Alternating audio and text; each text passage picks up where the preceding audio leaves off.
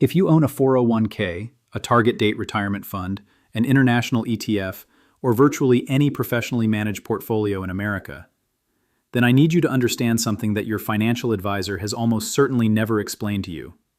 You own China. Not because you chose to, not because you signed a form, not because you made a deliberate allocation decision. You own China because a company most Americans have never heard of, Morgan Stanley Capital International, known as MSCI, decided you should.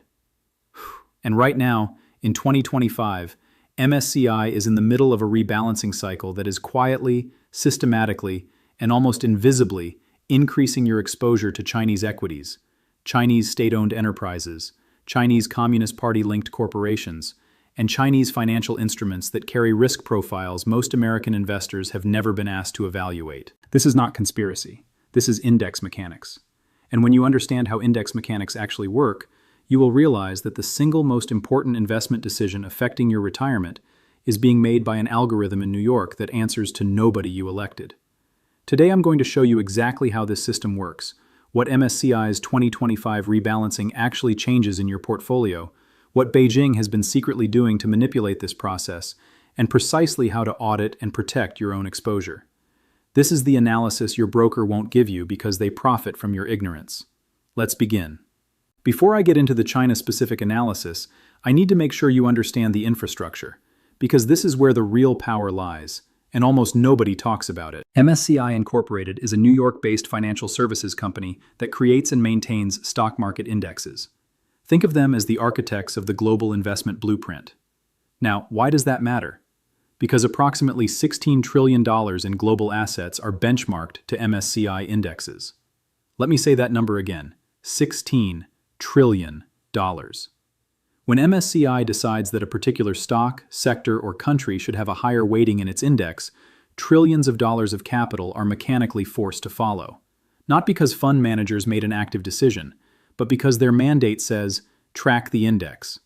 This is called passive investing, and passive investing now controls more capital than active investing in the United States. Over 54% of all U.S. equity fund assets are in passive index tracking vehicles. So here's the power dynamic you need to internalize. MSCI publishes an index. Vanguard, BlackRock, State Street, Fidelity, Schwab, they build funds that track that index. Your 401k plan offers those funds. Your employer auto-enrolls you. Your target date fund automatically allocates a percentage to international equities. And buried inside that international equities allocation is China. You didn't choose it. You weren't consulted. It happened because MSCI's methodology determined that Chinese stocks met their inclusion criteria. And once a stock enters the index, every passive fund tracking that index must buy it, automatically, mechanically, without human judgment.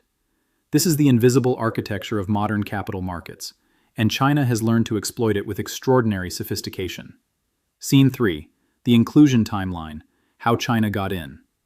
Let me walk you through the history because the timeline reveals the strategy. For years, from 2013 through 2017, MSCI repeatedly rejected Chinese mainland stocks, known as A-shares, from its flagship Emerging Markets Index. The reasons were clear: capital controls, trading suspensions, lack of transparency, regulatory unpredictability, and restricted foreign access. Then, something changed. Beijing launched a masterful lobbying and structural reform campaign specifically designed to meet MSCI's inclusion criteria. And I want to be precise about what they did, because it reveals how China thinks about financial warfare. Step 1. They created Stock Connect, a trading link between the Hong Kong, Shanghai, and Shenzhen exchanges that allowed foreign investors to buy mainland Chinese stocks without directly opening accounts in China.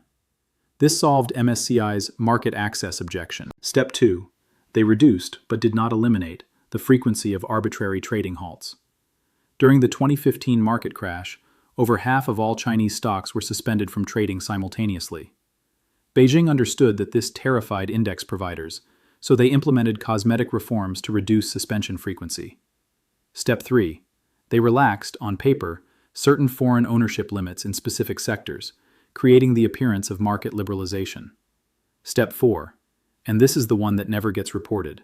Chinese financial institutions and sovereign-linked entities began strategic engagement campaigns with MSCI's Index Committee, providing data, hosting delegations, and building relationships designed to influence the inclusion timeline. The result? In June 2017, MSCI announced it would begin including Chinese A shares in its Emerging Markets Index. The initial inclusion factor was just 5%, meaning only 5% of each qualifying Chinese stock's market capitalization would be counted toward the index weight. But here's the critical insight. 5% was never the destination. It was the door. By 2019, the inclusion factor increased to 20%. More Chinese stocks were added. The weighting grew. And now, in 2025, China, including A shares, Hong Kong-listed H shares, American depository receipts, and red chips, represents approximately 24 to 27% of the MSCI Emerging Markets Index, depending on the rebalancing cycle. Let that sink in. If your portfolio has a 10% allocation to emerging market equities, which is standard for moderate risk target date funds, then roughly 2.5% of your entire retirement savings is invested in Chinese companies. And that number is going up with every rebalancing. The 2025 rebalancing, what actually changed? Technical but accessible, insider detail. Now let me get specific about what's happening right now. MSCI conducts major index reviews 4 times per year, in February, May, August, and November. Each review can add stocks, remove stocks, and adjust the weighting of existing constituents.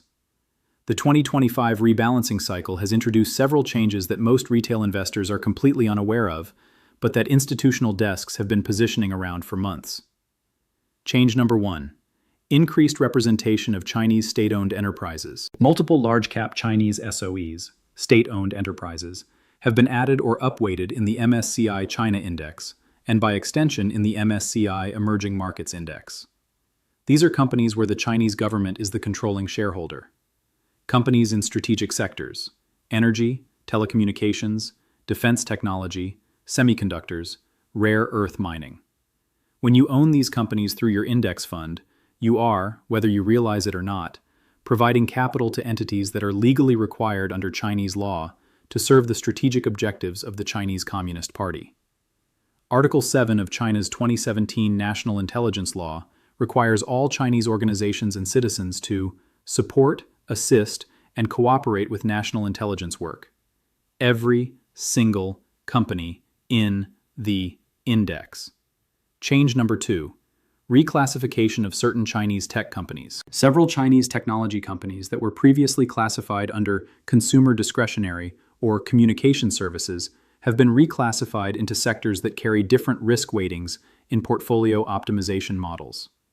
This sounds technical, but the practical impact is significant. It changes how risk management systems evaluate your China exposure, often making it appear lower risk than it actually is. Change number 3. Expanded inclusion of Chinext and Star Market listings. MSCI has begun incorporating more stocks from China's Chinext board and the Shanghai Star Market, both of which list smaller, high-growth, and often less transparent companies. These additions increase the total number of Chinese constituents in the index, while simultaneously increasing the average volatility and decreasing the average governance quality of the China allocation. Change number 4. Free float adjustments that mask true state control. This is the one that sophisticated institutional investors are most concerned about. MSCI calculates index weights based on free float market capitalization, meaning they only count shares that are available for public trading, not shares held by governments or strategic investors. But in China, determining true free float is exceptionally difficult. State-affiliated entities often hold shares through layers of subsidiaries, nominee accounts, and Hong Kong registered vehicles. MSCI's methodology may classify shares as free float that are in practice controlled by the state. The result? China's effective index weight may understate the degree of state control over the companies you're investing in. Now let me tell you what I consider the genuine deep secret of this entire topic. And this is analysis you will not find in any mainstream financial publication. Beijing has a deliberate, documented, and well-resourced strategy to maximize China's weighting in global indexes. This is not inference. This is policy. In 2019, China's State Council issued a directive, translated and analyzed by only a handful of Western research institutions, that explicitly identified international index inclusion as a strategic objective for China's capital markets development. The directive outlined 3 goals. Goal 1. Achieve full inclusion of A shares in MSCI and FTSE Russell indexes, increasing the inclusion factor from 20% to 100% over time. At 100% inclusion, China's weight in the MSCI Emerging Markets Index would approach 40% or higher. Goal 2. Attract passive foreign capital inflows that provide a structural buyer base for Chinese equities, reducing Beijing's need to use state funds to stabilize its own stock market. Goal 3. Create financial interdependence between Western retirement systems and Chinese capital markets, generating what Chinese strategists explicitly call deterrence through entanglement. That third point is the one I need you to understand deeply. Deterrence through entanglement. The strategic logic is this.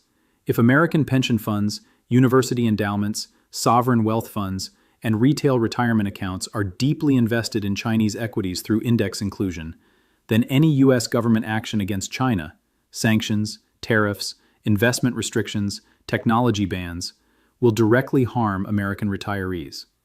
This creates a political constituency against confrontation. Every congressperson whose constituents see their 401k decline because of China sanctions becomes a lobbyist for accommodation. This is financial statecraft at its most sophisticated, and the vehicle for executing it is not a Chinese bank or a Chinese government agency. The vehicle is MSCI's index methodology, implemented by BlackRock and Vanguard, distributed through your employer's retirement plan. Beijing didn't hack your portfolio. They didn't need to. They simply understood the system better than you did and positioned accordingly. Risk repricing, what your models aren't capturing. Now let me address the risk side of this equation, because this is where the analysis gets truly uncomfortable for portfolio managers. Standard portfolio risk models, the kind used by every major wealth management platform, every robo-advisor, every institutional asset allocator, evaluate China exposure using historical return data, correlation matrices, and volatility estimates. The problem? These models are catastrophically inadequate for Chinese equities. Here's why. Risk Factor 1. Regulatory intervention risk. Chinese regulators can, and do, fundamentally alter the business model, revenue structure, and market value of publicly traded companies through executive decree, with no advance notice and no judicial review. In 2021, Beijing effectively destroyed the for-profit education sector overnight. Companies like TAL Education and New Oriental lost over 90% of their market value in weeks. Not because of earnings misses, not because of competition, because the government issued a document. In the same period, regulators launched antitrust actions against Alibaba, imposed data security restrictions on DD Global days after its US IPO, and forced Ant Group to restructure its entire business model. No standard risk model captures this. The historical volatility of these stocks before the regulatory action gave zero indication of the magnitude of the drawdown. Your VAR model, your value at risk calculation, was useless. Your Sharpe ratio was meaningless.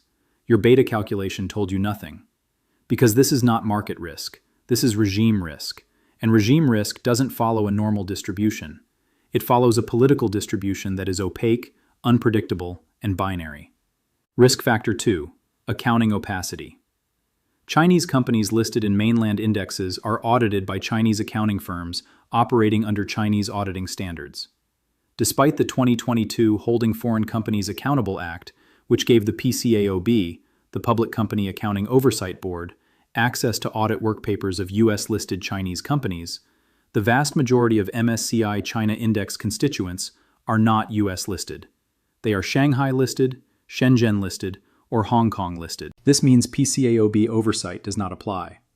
American investors, through their index funds, are buying stocks whose financial statements have not been independently verified to U.S. auditing standards.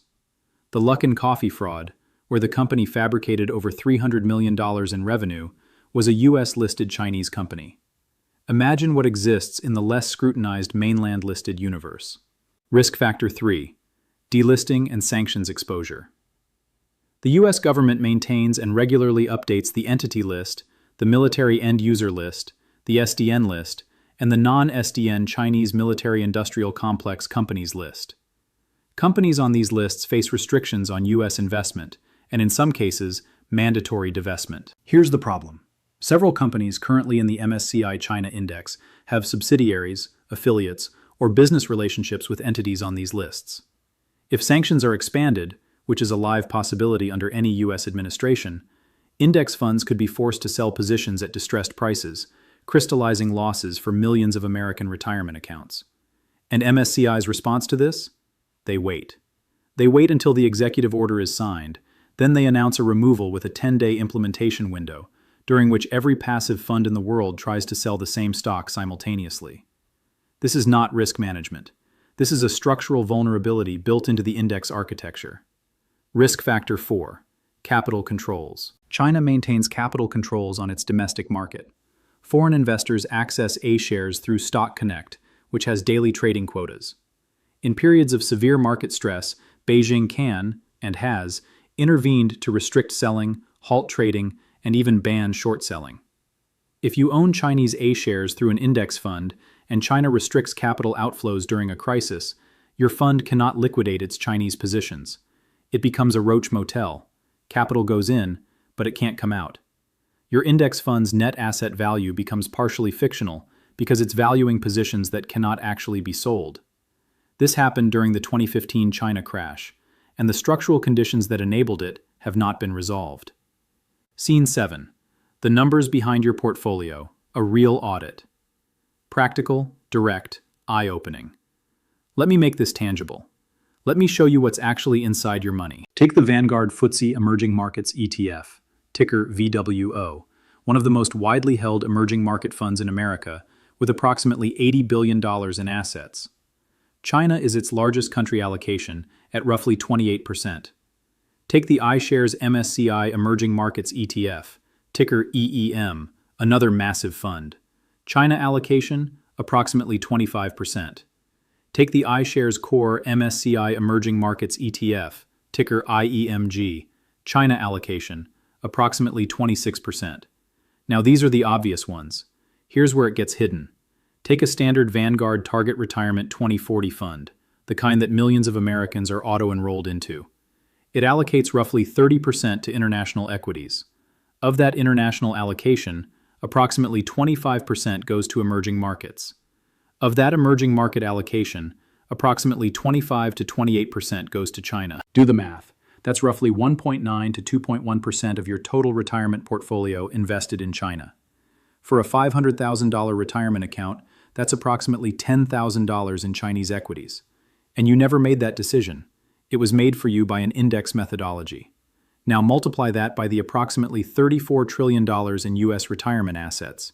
Even at 2% average China exposure, that's approximately $680 billion of American retirement capital flowing into Chinese markets.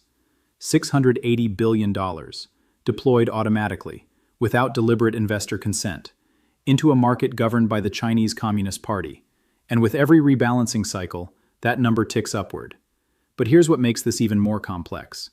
There's a second layer of hidden exposure that almost nobody calculates. Your U.S. stock holdings, your S&P 500 index fund, also have China exposure. Not directly, but through revenue dependency. Apple generates approximately 19% of its revenue from Greater China. Tesla manufactures in Shanghai. Qualcomm sells billions in chips to Chinese customers. Nike, Starbucks, General Motors all have massive China revenue exposure. When MSCI increases China's index weight and capital flows into Chinese markets, it influences the competitive landscape for these U.S. companies. When China's economy decelerates because of the debt problems I outlined in my last analysis, these U.S. companies suffer earnings declines. So your domestic U.S. equity exposure also carries hidden China risk. When you combine direct index exposure with indirect revenue exposure, your true China sensitivity could be 3 to 4 times what any standard portfolio report shows you. And nobody is reporting this to you. The political battlefield. Washington versus MSCI. Geopolitical. Insider. Now I need to tell you about a fight happening in Washington right now that has massive implications for everything I've described. There is a growing bipartisan movement in Congress, and I mean genuine bipartisan, not the performative kind, to address the issue of passive index-driven capital flows to China.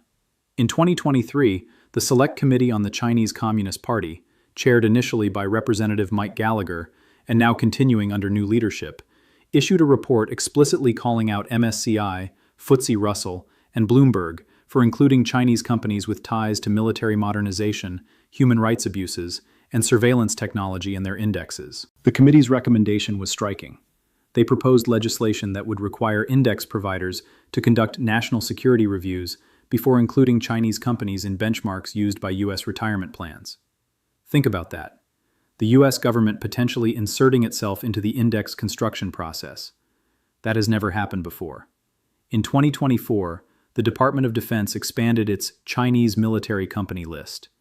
The Treasury Department issued new outbound investment restrictions targeting Chinese semiconductor, quantum computing, and artificial intelligence companies. And here's the critical development in 2025 that most people missed. The executive order on outbound investment screening now requires U.S. persons to notify, and in some cases seek approval from, the Treasury Department before making investments in certain Chinese technology sectors. But, and this is the gap, the order contains an exemption for passive index fund investments, meaning if you buy a Chinese AI company directly, you may need government approval. But if BlackRock buys the same company on your behalf because MSCI put it in the index, no notification required. This is a loophole large enough to drive $680 billion through, and both sides of the aisle are beginning to recognize it. The question is whether Congress will act before the next rebalancing cycle increases exposure further, or whether the financial services lobby, which profits enormously from index fund assets under management, will successfully delay reform. Because make no mistake, every dollar of China exposure generates management fees for asset managers, licensing fees for MSCI, and custodial fees for banks. There is a powerful financial ecosystem that benefits from keeping your money flowing into Chinese markets without your informed consent. The smart money divergence. Here's something fascinating that reveals the hypocrisy of the current system.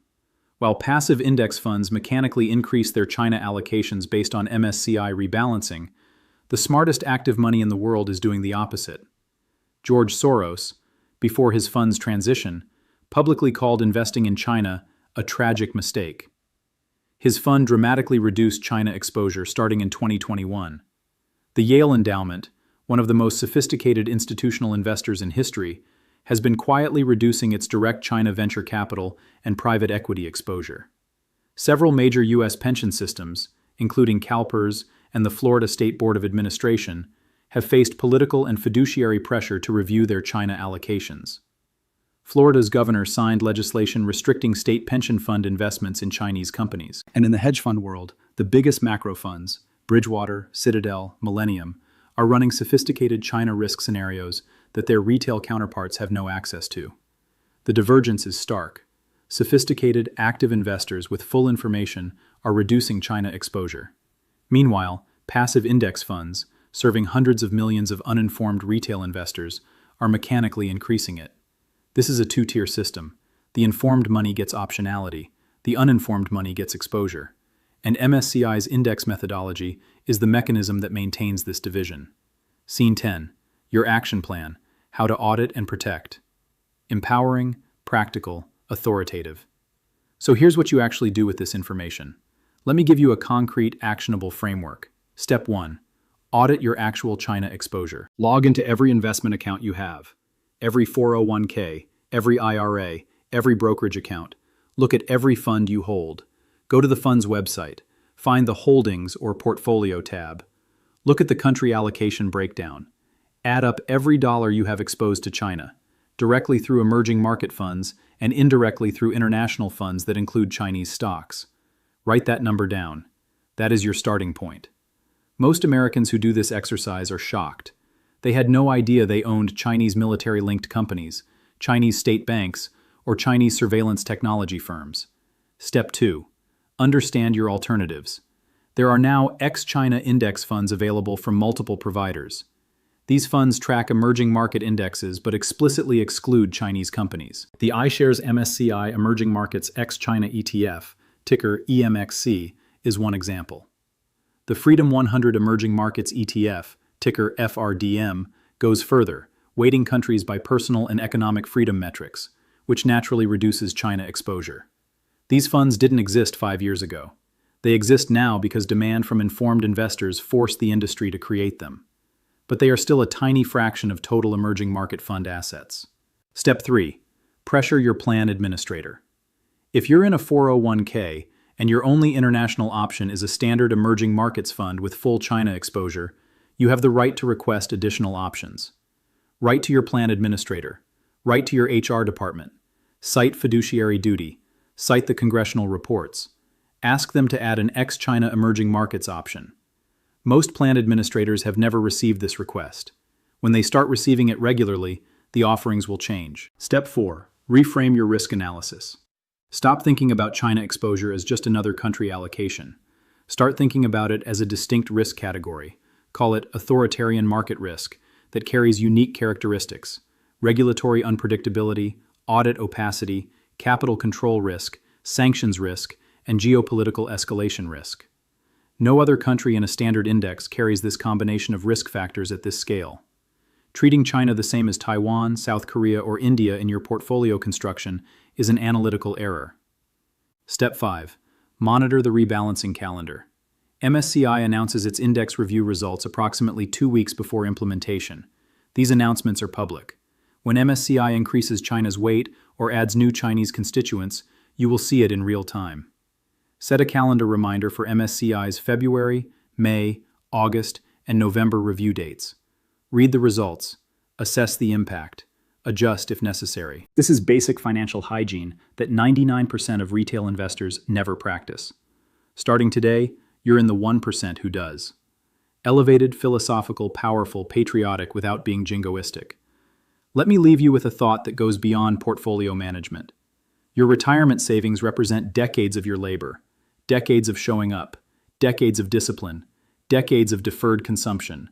That money is not abstract. It is a physical representation of your life's work. And right now, a meaningful portion of that life's work is being automatically deployed into the capital markets of a country whose stated strategic objective is to displace the United States as the world's dominant power. Not because you believe in that objective, not because you analyzed the risk and accepted it, but because an index committee in New York made a methodological decision and the machinery of passive investing executed it without asking you. This is not about fear. This is not about xenophobia. This is about informed consent and financial sovereignty. You have the right to know exactly where your money goes. You have the right to decide which governments, which systems, which values your capital supports. And you have the right to demand transparency from the institutions that manage your wealth. The MSCI rebalancing process is not neutral. It is not purely technical. It has geopolitical consequences, national security implications, and deeply personal financial impacts. And now that you understand it, you have something most investors don't: the information necessary to make a deliberate choice rather than accepting a default you never agreed to. That is the difference between being an investor and being an instrument. Choose to be the investor. I'll see you in the next analysis.